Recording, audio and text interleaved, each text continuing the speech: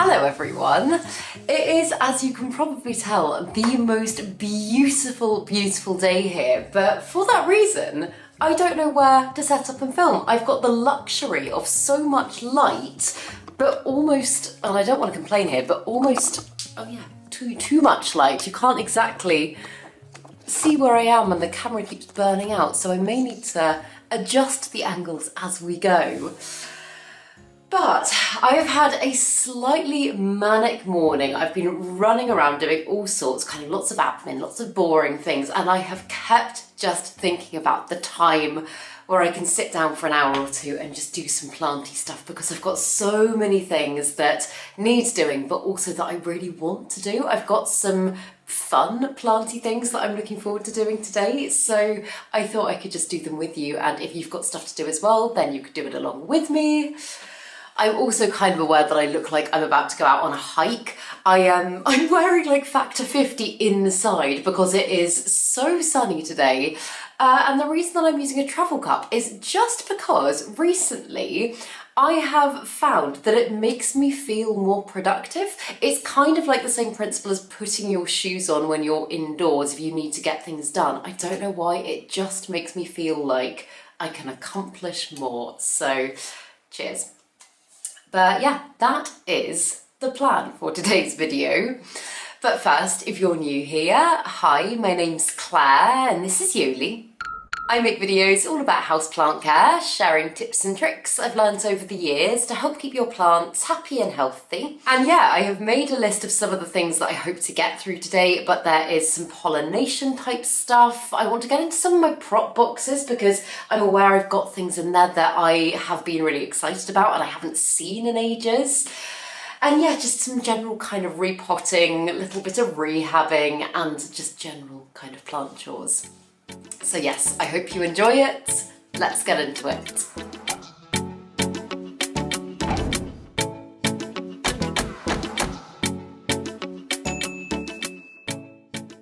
So the thing that I want to start with today is giving you an update on my Anthurium pallidiflorum because, oh my goodness, there is so much going on with it right now.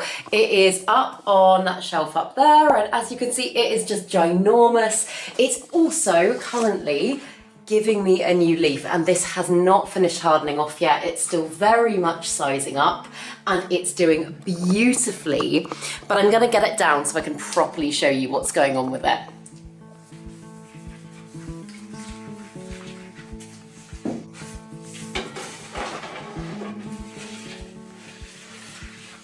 So I can tell it's ready for a water, and I've just mixed up some water with liquid gold leaf, and I've also added in a little bit of CalMag. This is just stuff that I get on Amazon.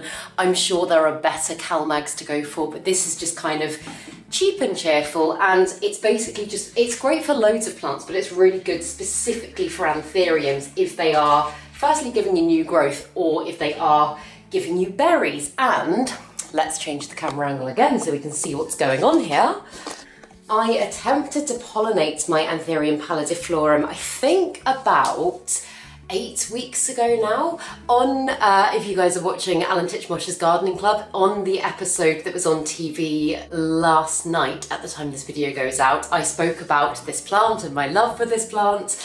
And I did say that I had just tried to pollinate it, and I don't know how well you'll be able to see from what I'm holding here, so I'll put some clips in, but pollination on this one has been successful, which is so exciting. So you can see the inflow is starting to bulge, it is starting to get ready to give me some berries. And then it gave me this one, and I was like, do I pollinate again? And I absolutely could have done, and I asked a few Anthurium experts, people like in the plant community that I just deem to be very clued up, do a lot more pollination than I do. And a lot of them were saying, if you want the plants to keep growing, then maybe lay off pollinating this one. So I haven't pollinated it.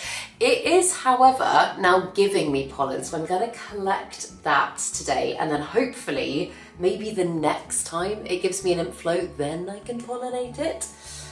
You obviously don't have to, of course, you don't have to pollinate your anthuriums when they start giving you inflorescences. The only benefit to doing it is, as I say, you can then potentially get berries and then get way more of the plant. And when you're looking at an anthurium such as this one that is quite rare, unusual, like hard to come by, the prospect of being able to grow your own from seed is really, really, really exciting. And I just find it a really fun process.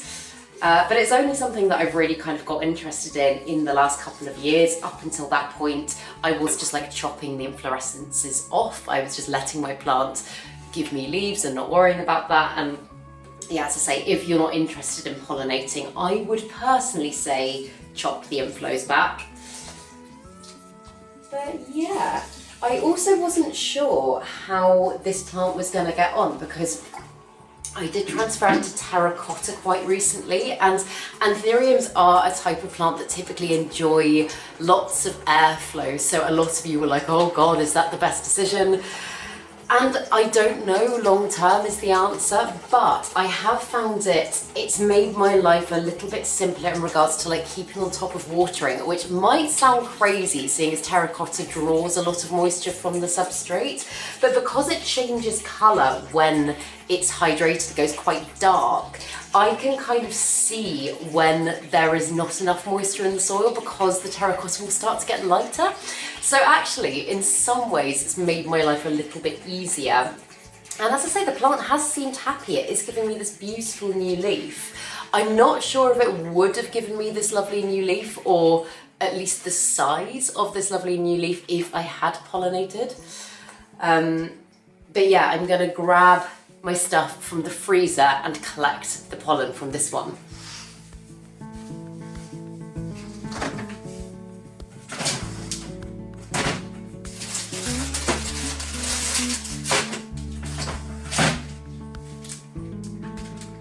So I've shown you before, but this is my pollen collecting kit. It's just a freezer bag with some kitchen foil and a little brush which I use to collect the pollen. And then also, I might actually need to change these over. I always put in some silica gel things. These are the things that often, like, if you order, I don't know, electrics or something, you'll get them in with them, just because it helps to, if there is any moisture, it just helps to like gather it and make sure that things in there don't get damaged. And obviously you don't want your pollen getting wet, because then you won't be able to use it. So that is what I do. And I've got two different types of pollen in here. This is Clarinervium pollen from my anthurium Clarinervium. And then the Pallidiflorum pollen I have been collecting for a while now, so I've got quite a lot of it. I did give a little bit to my friend Emma Good Growing when she was last over, in case she wanted to play about with some cross-pollination. But yeah, for now I'm just gonna collect the Pallidiflorum pollen and then see what else needs doing.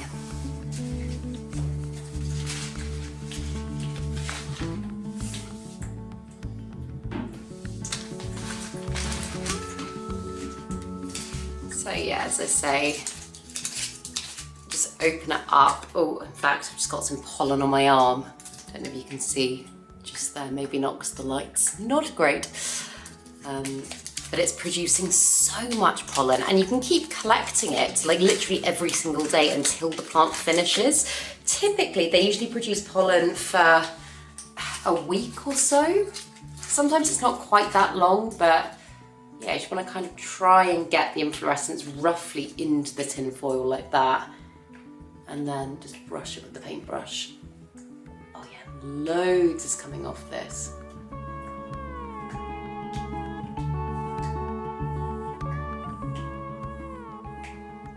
See all that?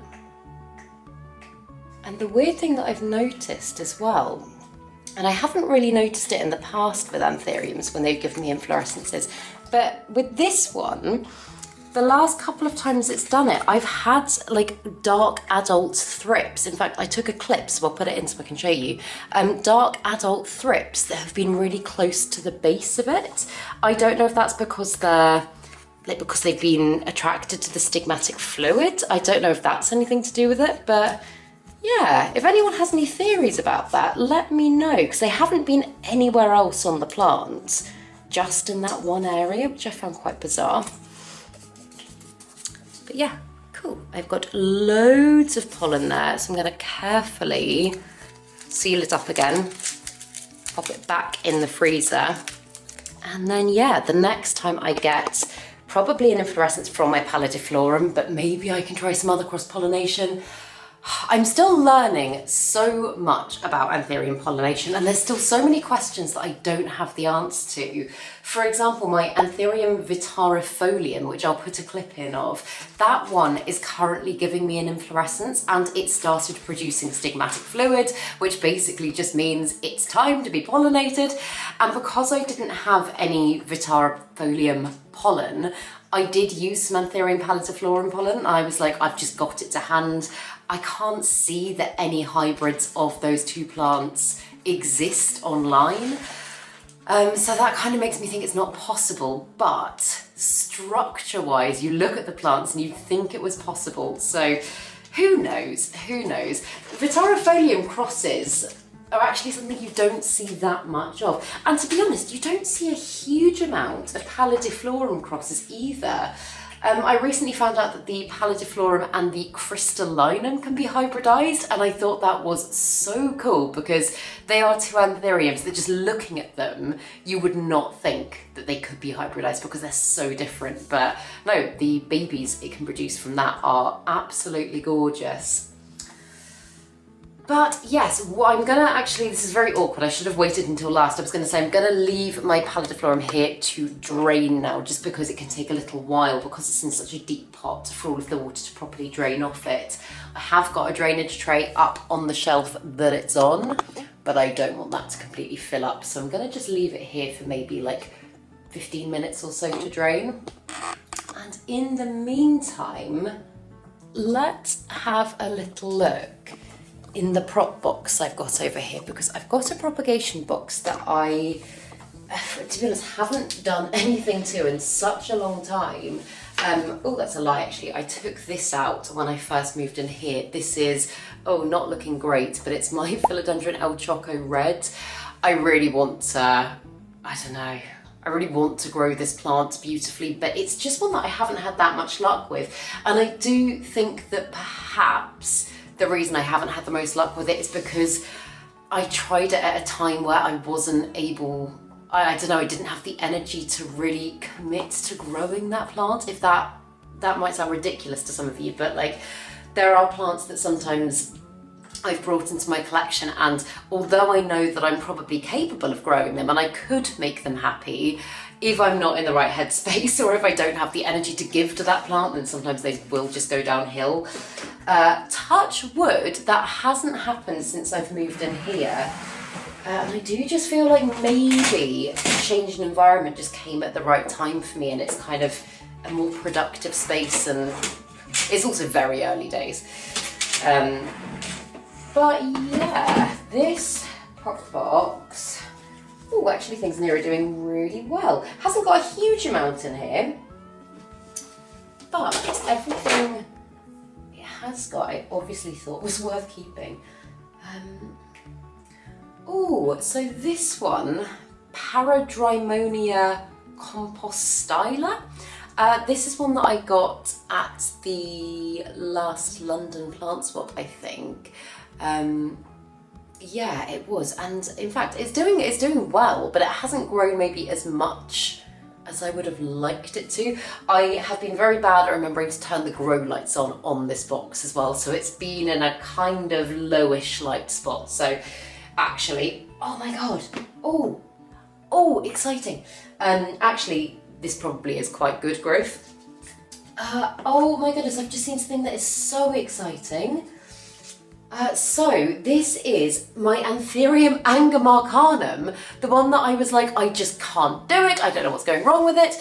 I chopped it up again quite a while ago, and it's given me this cute new little leaf. Look at that.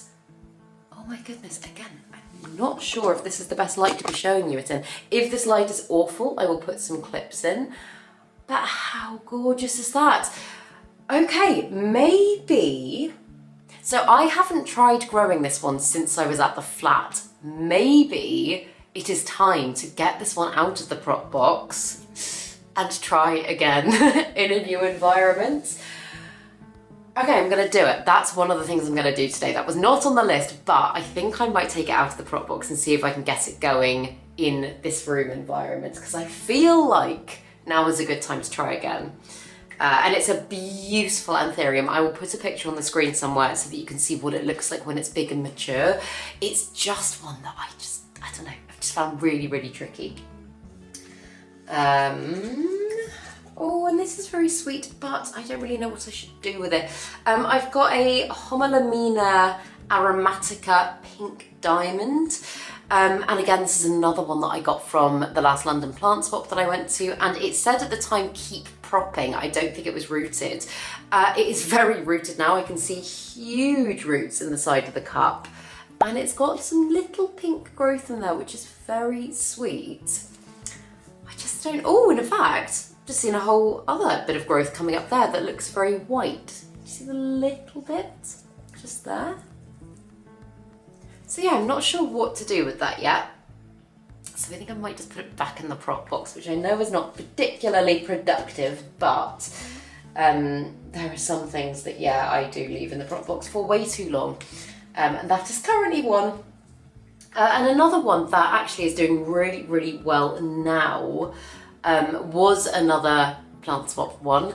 This is the Aphelandra squarosa, commonly known as the zebra plant, I think. And I've had this plant before, and I found it again really, really difficult. I think just because it requires such high levels of humidity in order to stay happy, which explains why it is growing so beautifully in the prop box. But this one was actually pretty much rooted, and when I moved in here, I pulled a load of stuff out of the prop box. Stuff had been like very neglected and like fallen over in the move, and this one had like rotted back to nothing, and I was like, oh God, like, is there any hope? And so I chopped it back and I put it in the prop box, and obviously it has, like, all of this is new growth since I've moved, and I've only been here for about 2 months, so that's pretty good going. And I kind of wonder, should I take this one out of the prop box now? I think it would probably be okay in this space. Or do I, do I wait? I don't know. The Angamarcanum, I'm very keen to get started on right away. Maybe I should just do one at a time to make it feel a bit more manageable. Maybe I do this one today and this one like next week or something. Just because I do have other plant things that I need to get through today that are like essential. I think this can wait. So yeah, okay, I'm gonna put this back in the prop box. And in fact, I'm also gonna put the Philodendron El Choco Red into the prop box again for a little while, just to hopefully stay a little bit happier than it is at the moment, and then I can rethink what I want to do with that. Again, maybe next week or something. It is fun coming back to prop boxes, particularly at this time of year, I think, when I mean, God, when I say it feels like spring's kicking in, it suddenly feels like summer is here.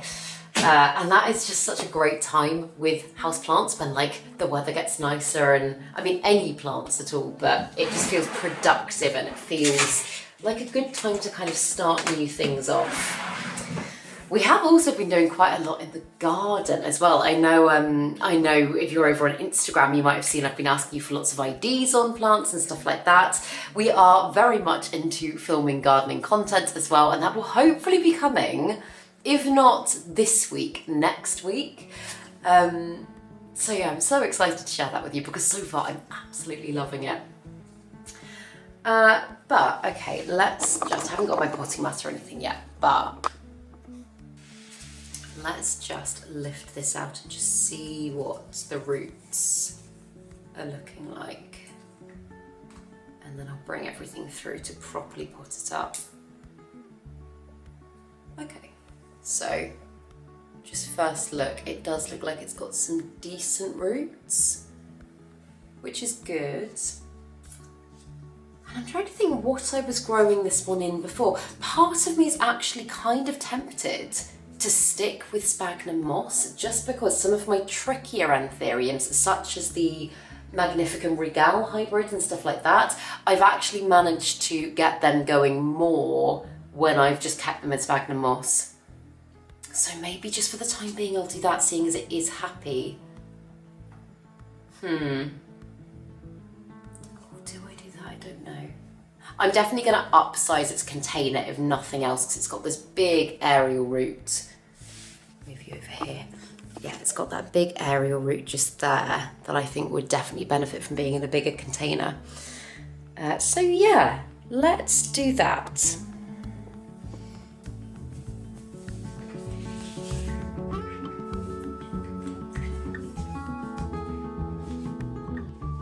Just putting my Papillolamum back on the shelf, and a couple of things I've noticed.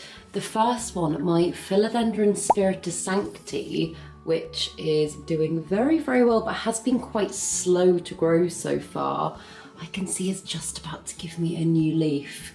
That big spike that you see there is the start of a new leaf, and oh my goodness, I really hope it's a big one because I'm so excited for that plant to size up.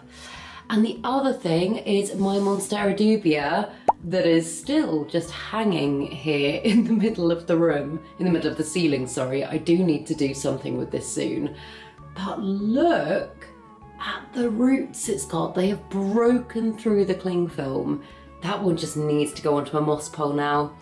I think that's probably a job for later this week. I'm thinking maybe just as the sun moves round, I might sit at the table, which is something that I never do. I also have brought another plant over that I really need to do something to, but we'll do the Anglomarcanum first. I feel very professional sitting at the table. I haven't done this since I was living back at my mum's house, which was years ago. But yeah, as I say, this one that seems to have a really good root system. I don't want to mess with it too much. I am so, hello baby girl, I am so nervous of doing anything that might upset this plant. You might be able to see it's a little bit better now as well. Yuli's probably coming down to sunbathe. She loves it when it's sunny in here. Hello.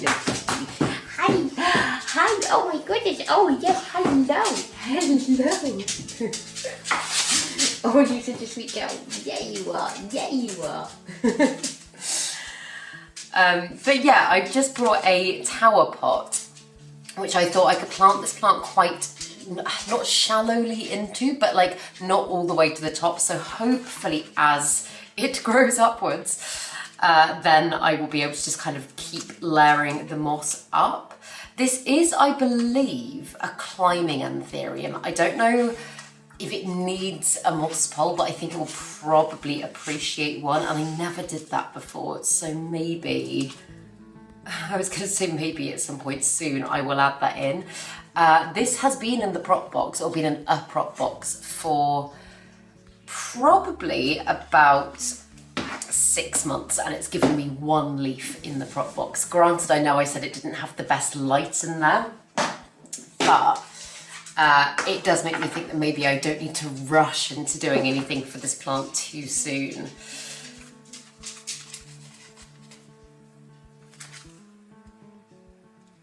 So yeah, and I'll just keep it nice and hydrated. It's nice and easy to monitor in moss as well. You obviously need to make sure that it doesn't completely dry out.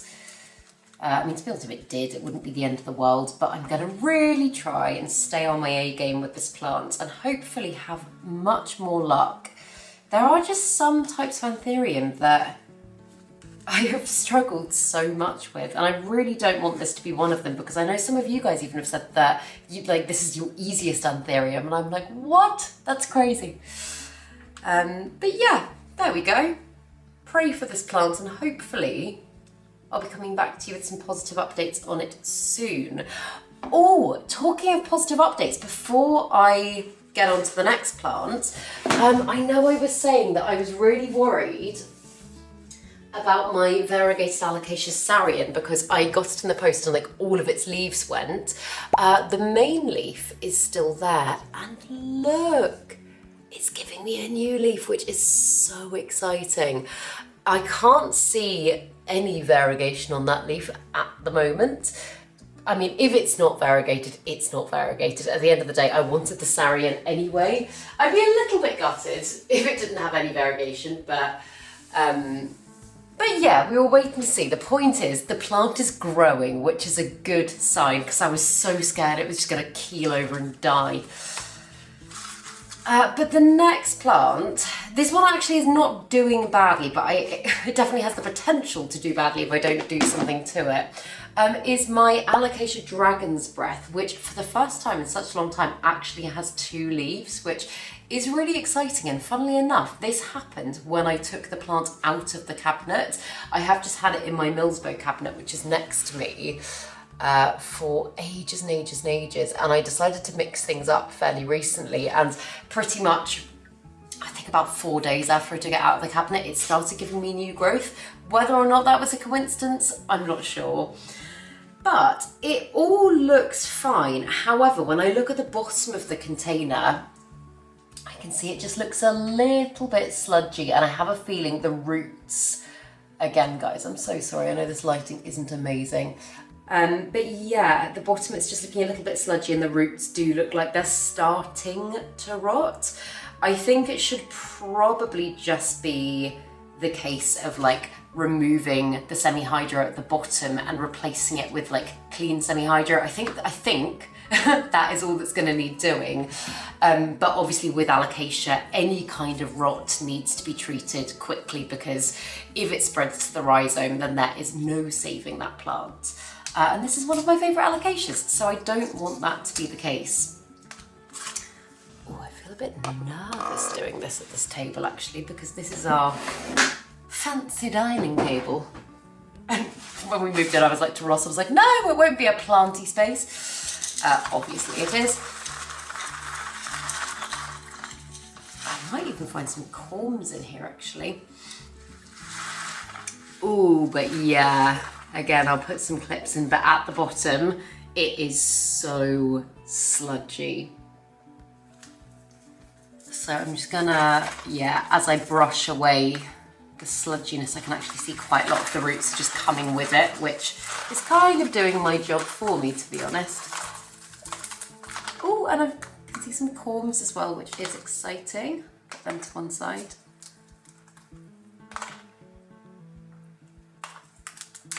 Often when you use chunky semi-hydro, it's kind of hard to tell the difference between corms and the semi-hydro, because like that's a corm and it looks just like a piece of lava rock. So you have to look very carefully.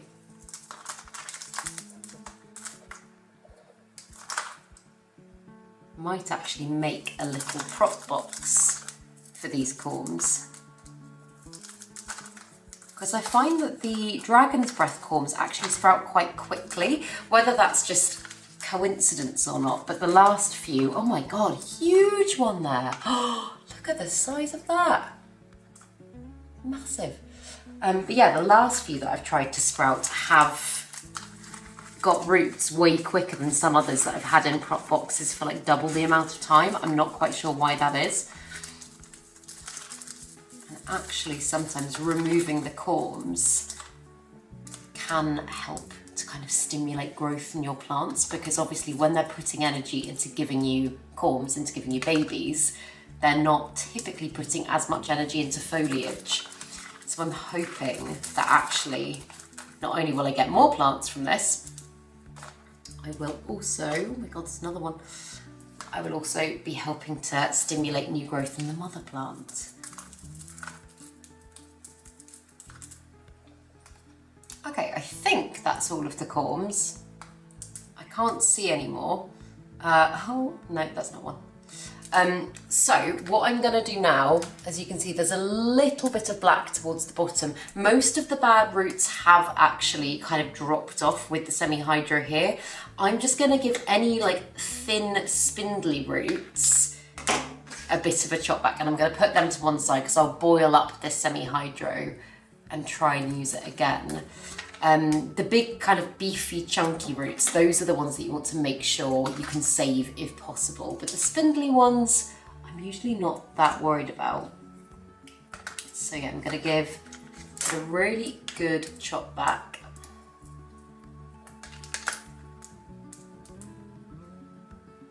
And then I'm going to just go and give the roots a rinse off, and I'm going to give the container a rinse out as well. So we'll just go back in with the same container, but obviously it needs a clean first. And in fact, you know what? I'm going to take you to my outside tap to do this. What a luxury.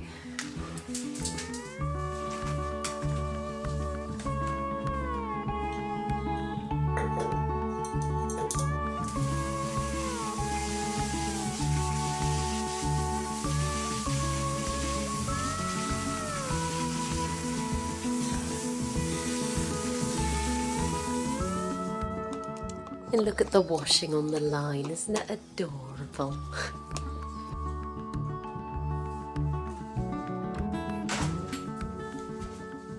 Okay, and I rinsed out some fresh semi-hydro before I set the camera up. So this has just been rinsed through with the tap to get rid of any dust or anything like that.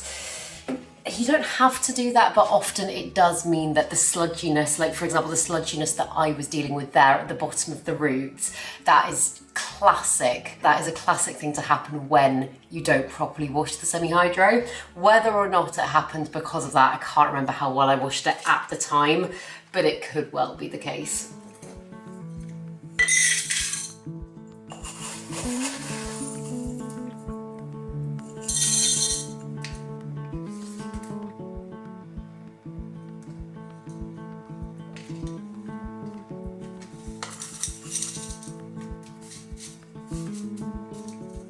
There we go.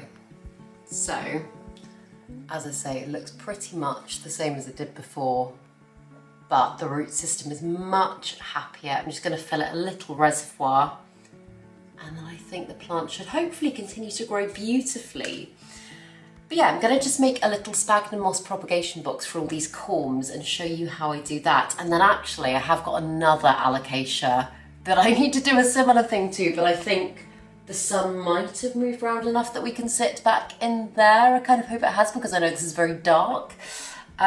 So yeah, let's fill the reservoir, make a prop box, and then move on to the next thing. So the last little corm propagation thing I did was actually just using a little jar.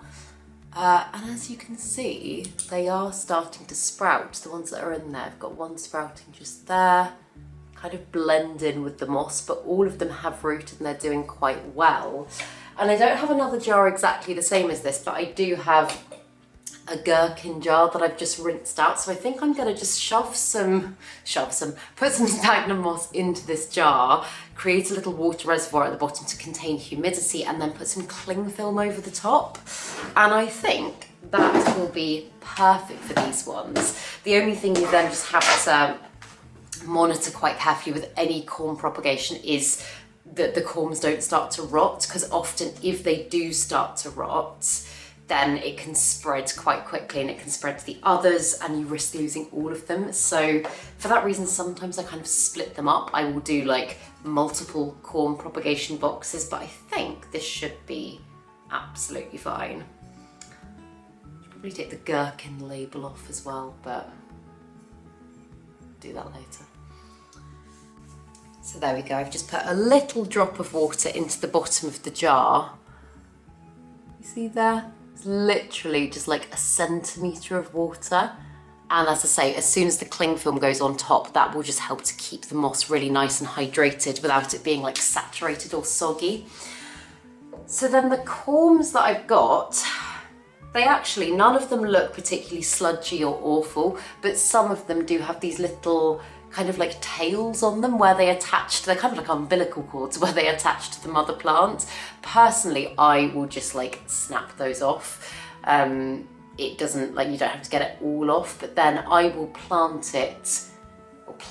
will place it on top of the sphagnum moss in the direction that the umbilical cord was. So you've got kind of the pointy bit on top, and that's where new growth will grow from. So as I say, I know I said plant before, I'm literally putting it on top. And then yeah, for the ones that are a little bit darker, like this again, you can kind of see that's where the umbilical cord was. What's the name for that? I'm sure there's an actual name. And that's where new growth will come from. So again, I'm just gonna pop them, or place them all on top. And if you're not quite sure, if you're not sure which end is which, I would just lay it on its side on top. Usually it will become very clear when it starts to root. And you'll notice that none of the corms are touching.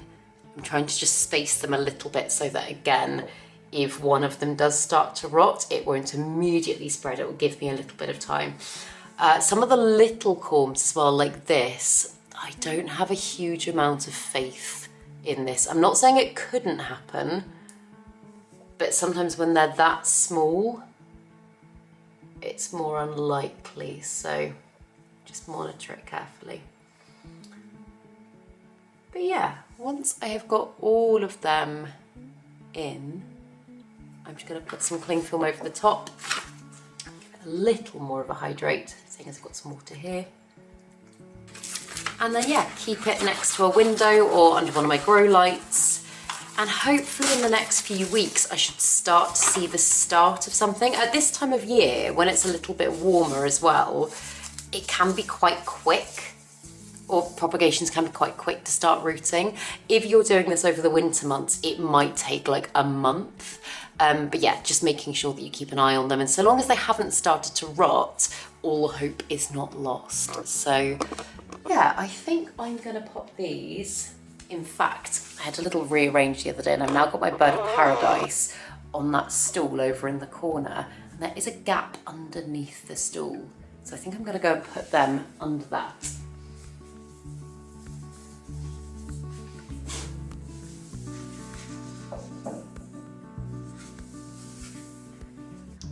To move very slowly, but we put a bird feeder up in the garden the other day, and for the first time, I don't know if you'll be able to see it, there is a bird eating food. You see the little black bird?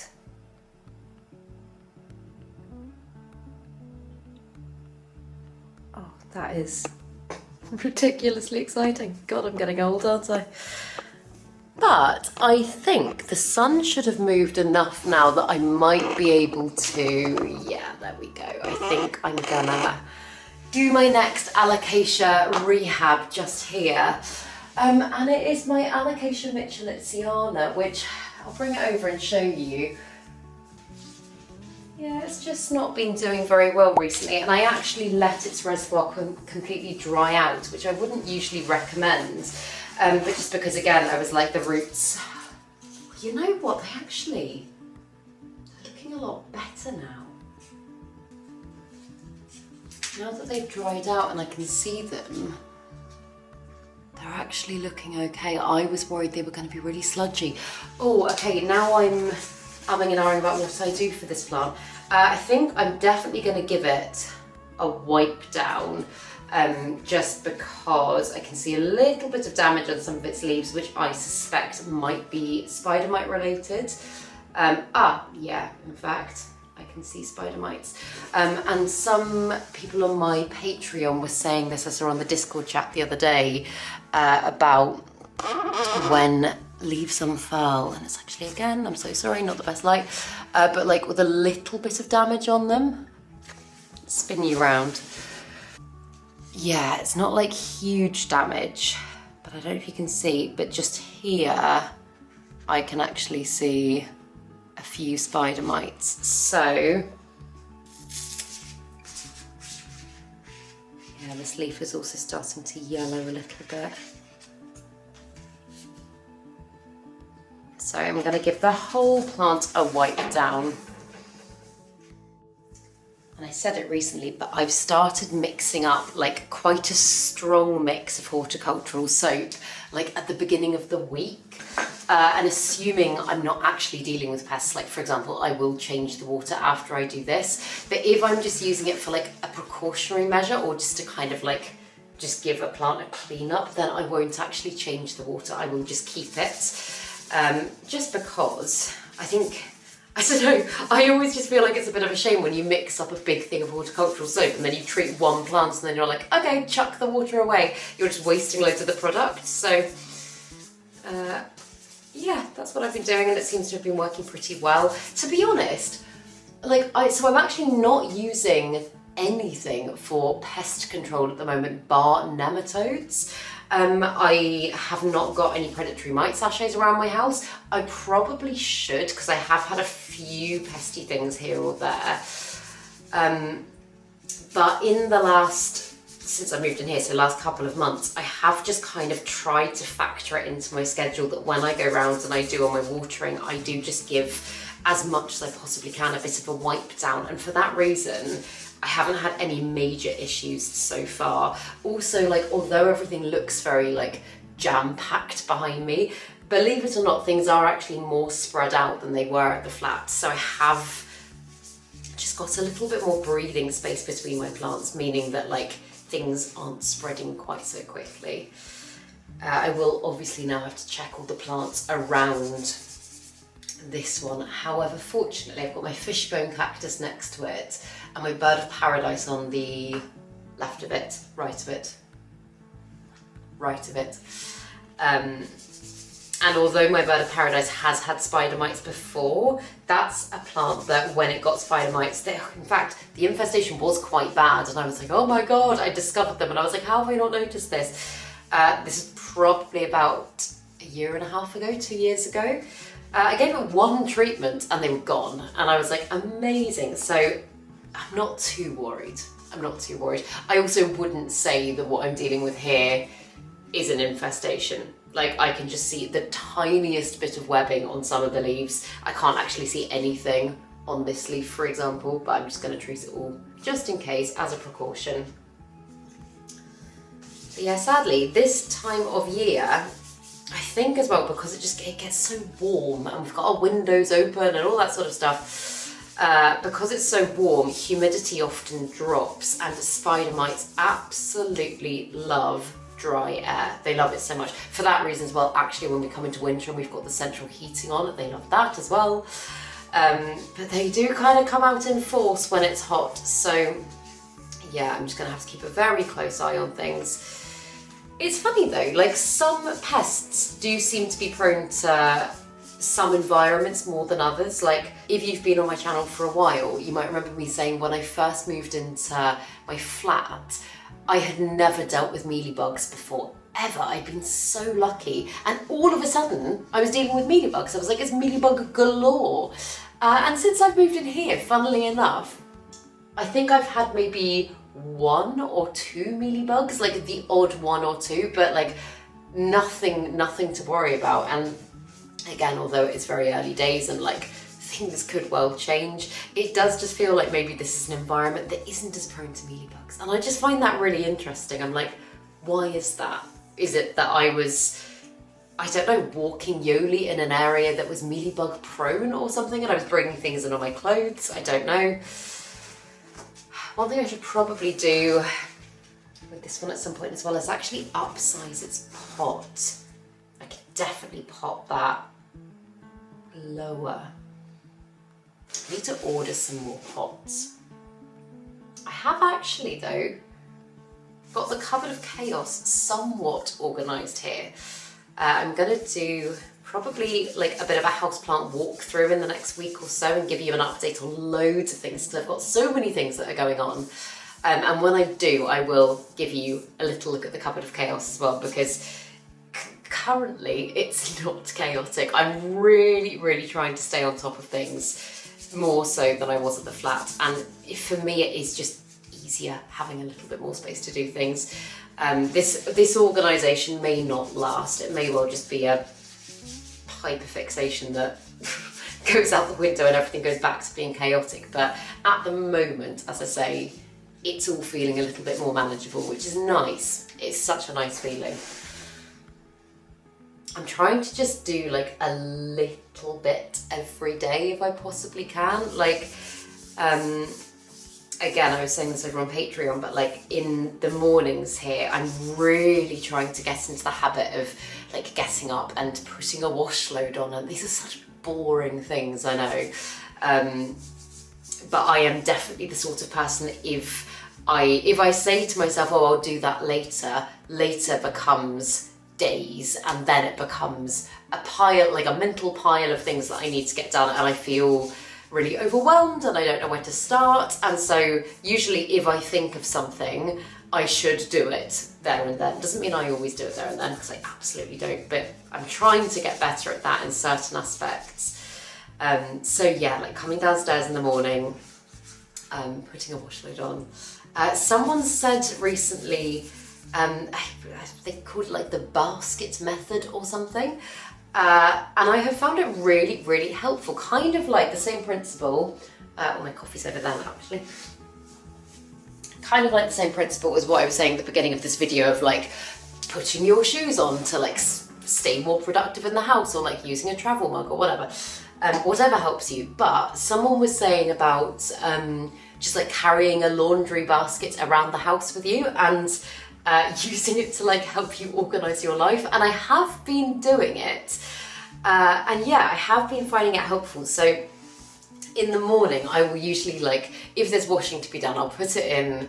Sorry, for some of you, this is going to be like insanely boring, but for those of you that want to get organized, genuinely, it helps. I'll put like a load of laundry into that basket, and also I will put like any cups that we used overnight or anything like that, anything that needs to go downstairs or anything that I want to bring down for the morning, everything will go into that basket, and then I will get it down here and I will like put things in the places that I want them for this morning and like do the laundry and stuff. And then throughout the day as well, if I've got things that need to go upstairs, I'll put them into the basket, and then next time I go upstairs, instead of having to try and remember to bring everything upstairs, it will just already be in the basket.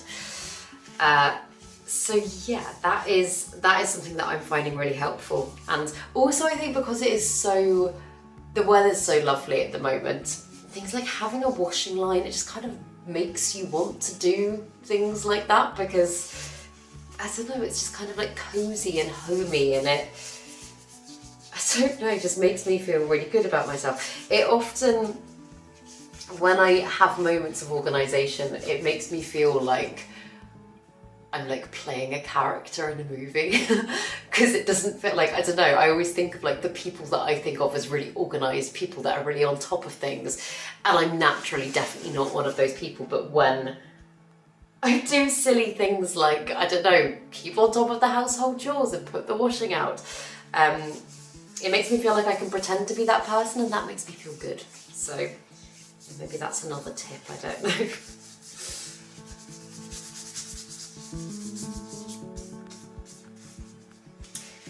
But going back to planty stuff, the Jose Bueno that this one's next to, I actually have been thinking for a while that I might just chop that plant up. It's staked at the moment, and it's, I don't know, it's one that I overlook a lot. Not that I think I need to be growing it on a moss pole, but it's just, I don't know, I just kind of throw some water on it haphazardly here and there. I don't really appreciate it, and if I'm being honest, it's kind of just like a space filler at the moment. Is that one just there? So I keep saying like maybe at some point soon I'll chop it up, and maybe I will. I just don't really know what to do with it. Like, I guess then I propagate it, and maybe I'll give away some cuttings, and I don't feel motivated to do anything with that plant at the moment. But I'm enjoying having greenery there, so maybe I just wait until it gets a bit bigger and then I chop it. I don't know, what should I do? What should I do? But that one is good. In fact, the thing that's holding it up, I got this from a lovely woman who's Cotton Lily on Instagram, and she actually messaged me not that long ago, and she said, she was like, the plant that you're using this for, because basically it's meant to help hold up all of the growth and mean that it doesn't flop over. She was like, the plant you're using that for is a little bit big for the support that you've got, and she's actually going to be at Malvern. She's got a stall at Malvern this year, and she was like, I'm releasing a whole range of like bigger ones, so I said I would get one off her when I was there for this plant. So yeah, I'm like, do I stake it in the meantime? Maybe I could stake it up. That might, yeah. Or maybe I just let it flop for a bit longer. I'm being very indecisive today, aren't I?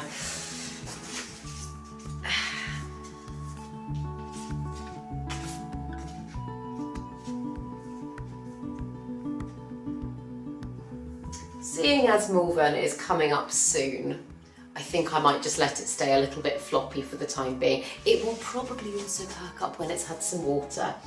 So let's use some of the water that I used for the Pallidiflorum earlier. Give this plant a nice nutrient boost.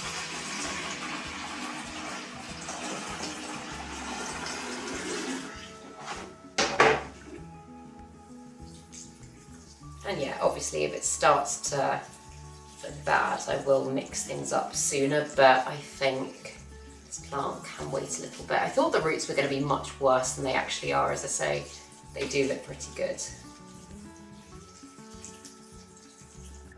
Cool, okay.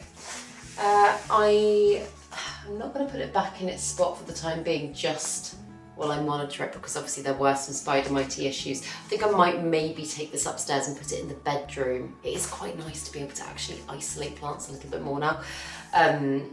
So yeah, I'm going to put that to one side, and I will do that after I finished filming. I'm just going to wash my hands as well in case they are spider mitten, and then we can move on to the next thing. Also getting distracted, but I got this Hoya rosita from Emma recently. She was wanting to get rid of it, and look how beautiful and sun-stressed it is. And literally in the last couple of days, all of these blooms have just popped. This one here, oh, this is actually a really nice light to be showing you it in, because you can see all the little droplets of nectar. It's so sweet, you can actually eat it as well. Eat it, there's not a lot to eat, but you know what I mean. But yeah, it just looks gorgeous.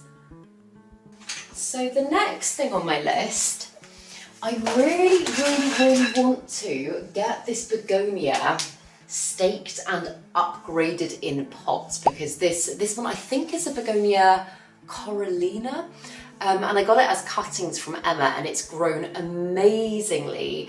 But I have learnt in my short time of owning begonias that if you don't stake them quite quickly, they can become quite leggy and quite raggedy.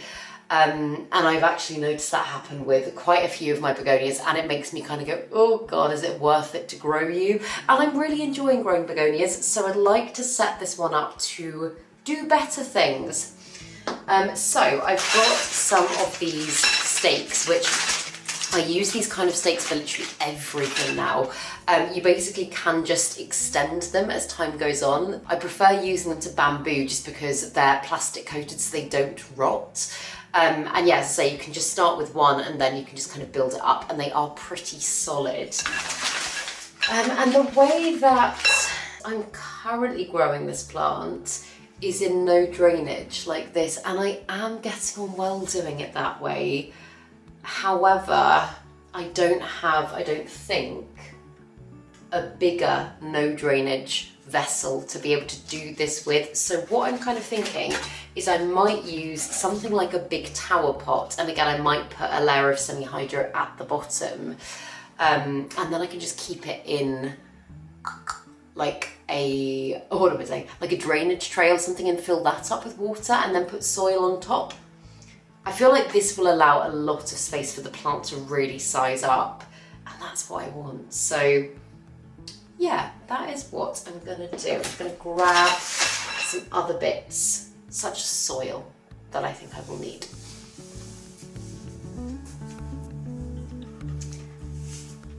So with the leftover semi-hydro I've got here, I'm just gonna put a layer of that. I should actually, where's my potting mat? I just cleaned it off and thought to myself, I will bring that over. Go. Yeah, I'm just going to put the leftover semi-hydro at the bottom of the tower pot, and then hopefully I should be able to just reuse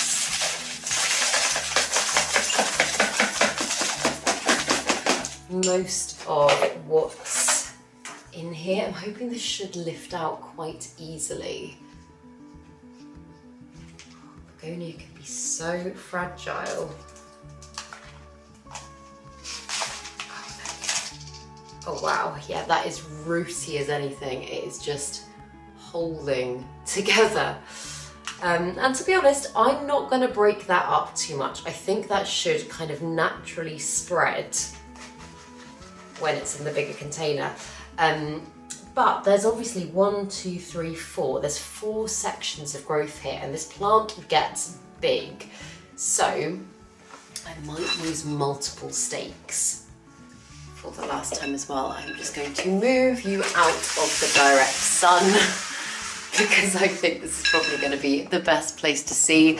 I think probably as we come into the brighter, sunnier months, I should think about, I don't know, some kind of like filter that I can put on the window or something. Ironically, I actually took the blinds down. There were blinds on this window, and about 4 weeks ago I was like, those blinds aren't doing anything, I'm going to take them down. Kind of wishing I'd kept them now, but hindsight is a fine thing. So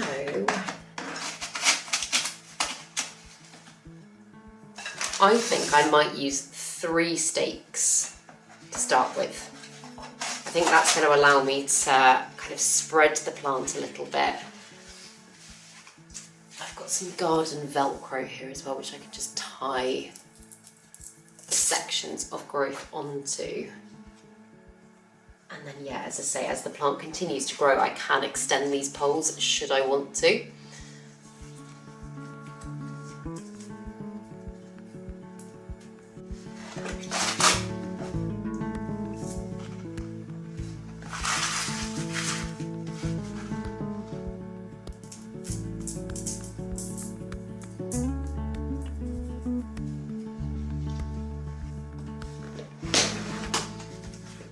There we go, and I'm just going to fill in the rest with soil.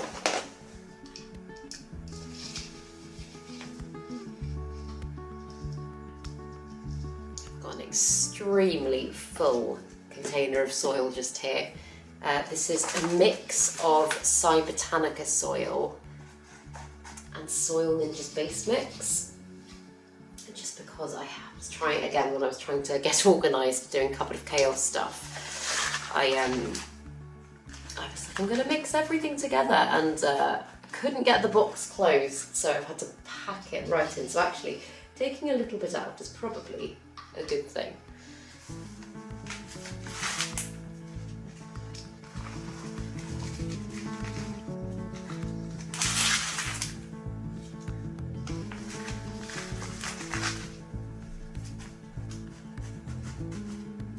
Also, I will show you in a minute, but I was looking at one of my shelves over there and plants that aren't doing well. One of them being Boohoo, my Anthurium warocqueana, which is just a plant that I struggle with so much. It has got the tiniest little growth point on it, which makes me think maybe it's getting ready to give me a new leaf. If it does, I'll be so happy, and maybe that will be the start of good things, because I know I've just had the worst luck with that plant. But it will be the first new leaf it gives me in this space, and like I say, environment-wise, maybe this is like a good time for a fresh start. But that is what the Begonia Coralina is looking like now that I've potted it up. It immediately looks so much fuller and bigger because it's actually upright. So yeah, I will give that a water through after I finish filming. And hopefully it will just continue to grow huge now. And as I say, I can just extend those stakes as and when I need to.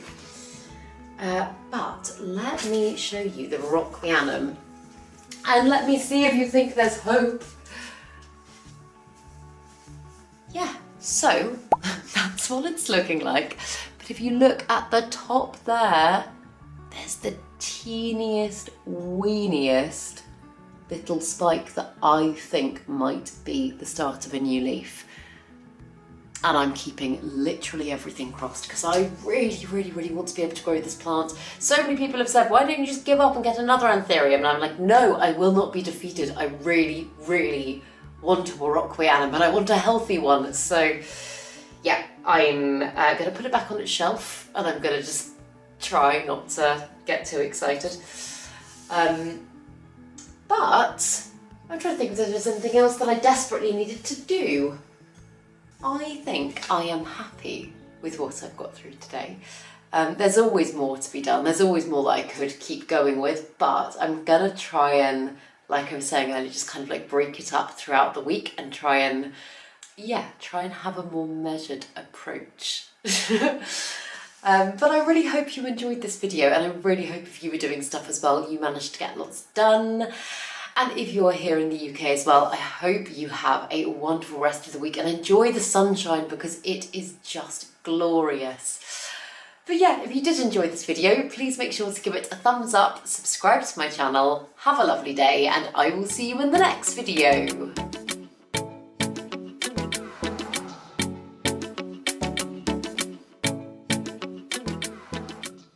Stay sexy, plant lovers.